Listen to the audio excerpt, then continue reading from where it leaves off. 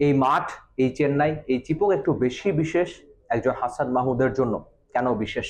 কারণ প্রথম বাংলাদেশি পেসার হিসেবে চেন্নাইতে, যিনি বিদেশের মাটিতে ভারতের সঙ্গে নিলেন একটা ইনিংসে 5টা উইকেট, অবশ্যই বিশেষ। আমরা প্রায়শই তার নামের আগে লক্ষ্মীপুর এক্সপ্রেস বসিয়ে থাকি, তবে মুভির কল্যাণে আপনি হয়তো চেন্নাই এক্সপ্রেস নামটাও শুনেছেন। লক্ষ্মীপুর এক্সপ্রেস নাকি চেন্নাই এক্সপ্রেস, আপনি যা খুশি বলতে পারেন হাসান মাহমুদকে। হাসান মাহমুদ প্রথম দিনে ছুটেছেন, দ্বিতীয় দিনে প্রথম দিনে তো 4টা উইকেট নিয়েছেন, দ্বিতীয় দিনটাও তার অবশ্যই অর্জনের। ভারতের সঙ্গে টেস্টে ইনিংসের আগে বাংলাদেশি পেসাররা 5 উইকেট নিয়েছিলেন, কিংবা বাংলাদেশের বোলাররাও পেয়েছেন। তবে বাংলাদেশের প্রথম টেস্টে নাইমুর রহমান দুর্জয়, বাংলাদেশের সাবেক ক্যাপ্টেন, যিনি 5টা উইকেট নিয়েছিলেন। তারপর একে একে সাকিব আল হাসান, সাদাত হোসেন রাজীব কিংবা মেহেদী হাসান মিরাজ, যিনি আবার এই চেন্নাই টেস্ট খেলছেন, তিনিও ভারতের সঙ্গে ইনিংসে 5টা উইকেট পেয়েছিলেন। তবে তাদের কীর্তিগুলো ছিল সব দেশের মাটিতে। বিদেশে কেবলমাত্র হাসান মাহমুদই একমাত্র যিনি দেশের বাইরে 5টা উইকেট পেলেন ভারতের সঙ্গে টেস্টে। অবশ্যই এমন কীর্তি হাসানের জন্য আনন্দের। তো তাকে প্রশ্ন করেছিলাম যে আপনি তো আপনার পুরো ক্যারিয়ারে রোহিত শর্মাকে আগে আউট করেছিলেন, কিংবা জস বাটলার বা বাবর আজমদের মতো বড় নামের ব্যাটারকে আউট করেছেন, তবে এবারই প্রথম আপনি টেস্টে বিরাট কোহলির মতো একটা বড় উইকেট পেলেন। এটাই কি আপনার ক্যারিয়ারের অন্যতম সেরা উইকেট কিনা? তিনি বললেন হ্যাঁ, তার জীবনের সেরা উইকেট তাই। অন্তত তিনি সাম্প্রতিক সময়ে যে পরিশ্রম করেছেন বা করছিলেন মিরপুরে, তার ফল তিনি পেয়েছেন বা পাচ্ছেন।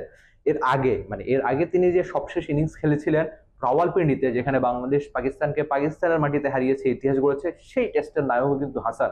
রাওয়ালপিন্ডি রনার্সফোর্ডের নাম তুলেছেন দারুণভাবে, সেখানেও তিনি 5 উইকেট পেয়েছেন। বাংলাদেশি কোনো পেসার টানা এরকম ভালো খেলার নজির খুব একটা নেই। আমরা হাপিতে করতাম যে আমাদের ভালো পেসার কবে আসবে, কবে ভালো পেসার দেখবে আমাদের দেশের ক্রিকেট। তবে সেই সম্ভাবনা নিশ্চয়ই হাসান মাহমুদ। একটু প্রশংসাও দেখছিলাম যে ভারতীয় গণমাধ্যম কিংবা ভারতীয় সাংবাদিকদের মুখেও হাসানের প্রশংসা শুনছিলাম। ম্যাচ শুরুর আগে যদিও নাহিদ রানা সব আলো নিজের দিকে গতিতে কেড়েছিলেন, তবে পারফরমেন্স, উইকেট তোলা, রেকর্ড গড়া, সবকিছুতেই সব আলো যেন নিজের দিকে নিয়ে রাখলেন একজন হাসান মাহমুদ। বাংলাদেশ আগের দিন প্রথম দিনে দারুণ বোলিংটা করেছে, যদিও শেষ দিকে আশ্বিন আর জাদেজার রেকর্ড জুটিতে ম্যাচটা ভারতের দিকে নিয়ে যায়। কিন্তু হাসানকে অবশ্যই আপনার ক্রেডিটটা দিতে হবে ভালো বোলিং আর রেকর্ডের জন্য। বিদেশে ভারতের সঙ্গে 5 উইকেট পাওয়ার নজির তো প্রথমবারই হাসান দেখালেন। আর আরেকটা ফ্যাক্ট একটু বলে রাখা ভালো যে হাসানের টেস্ট ক্যারিয়ারের সবেমাত্র শুরু, 4টা টেস্ট তিনি খেলছেন।